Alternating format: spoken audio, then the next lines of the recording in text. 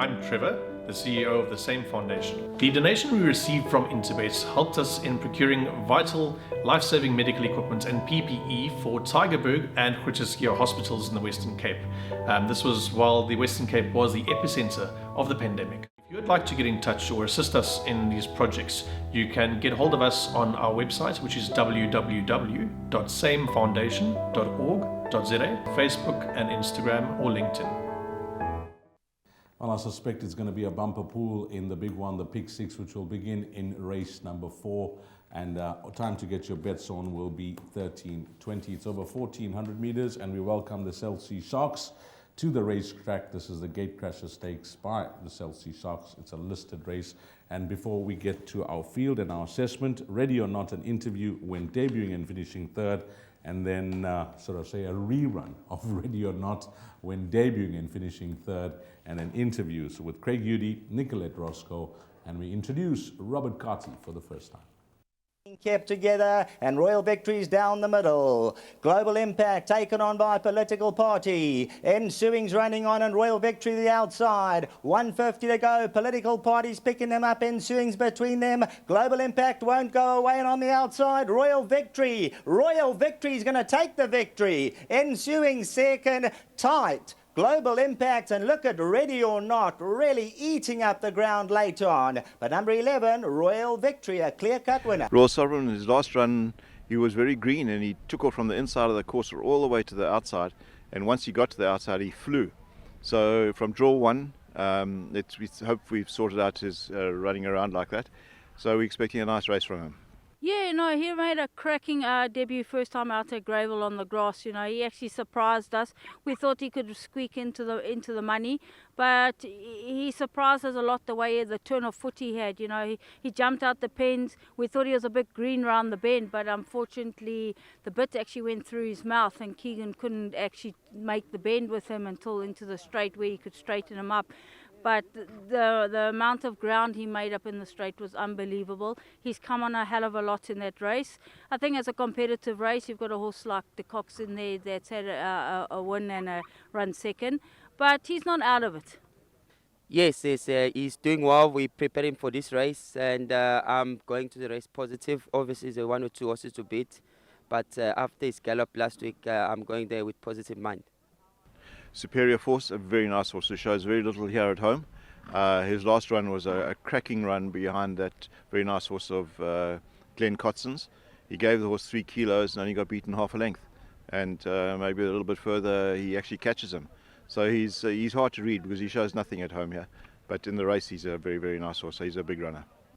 Yeah, one of the races that I think I'm looking forward to when it comes to the race card. Of course, we got some top-class feature races, but this race, I'm looking forward to the race because Mike De Cox got Union Square, who features in some form lines in races that we've spoken about earlier on, the horses that come from Gauteng. And this horse finishing a good second in the nursery behind Paul Peters' runner called Miss Cool, who ran, I think, 6th in the Allen Robinson. And he's a son of Rafif. He's a half-brother to Partey, who stayed 2,000 meters, so 1,400, no issue. Nicely drawn at 2.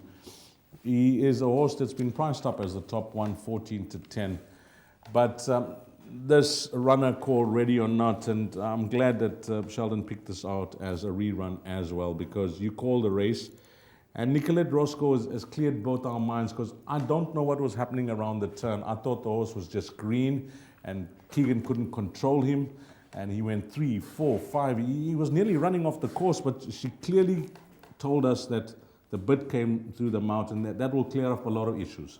100% right. That feedback is vital. It's like driving a car without a steering wheel, basically. Correct. So, yeah, Ready or Not, I must say, very impressive first run. And that turn of foot, he could be anything. It's hard to tip a maiden against winners at level weights. He's taking on 2-time winners and 1-time winners. The only concern for me is the drop to 1,400. If this was a 1,600, I'd be very, very confident. So I'll stick in the camp of number 2, Union Square, judged on his nursery, second to Miss Cool.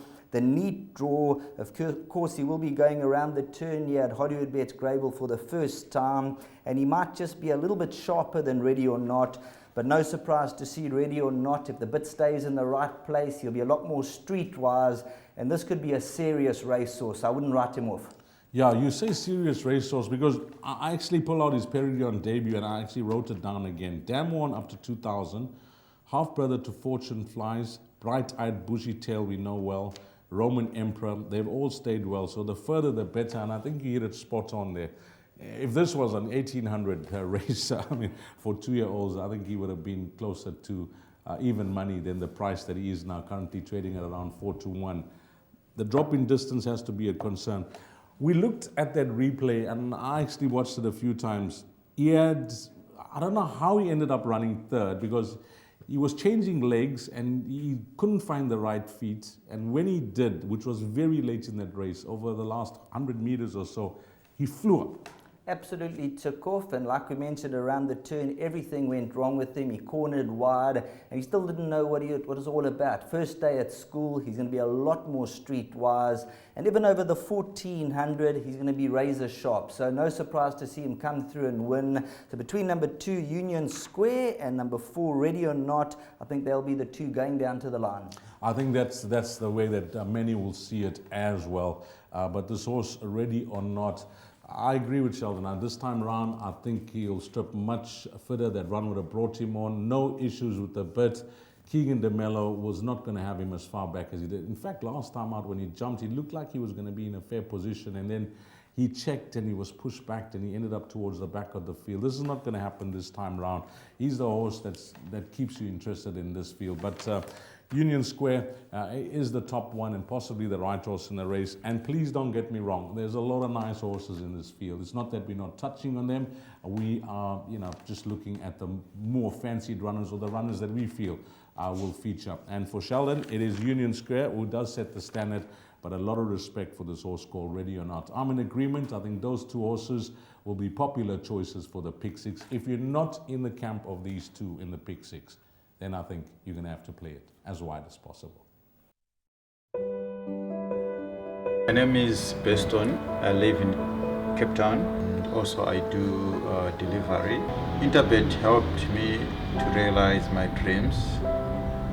Now I have my own delivery vehicle and I'm able to do the removal in and around Cape Town.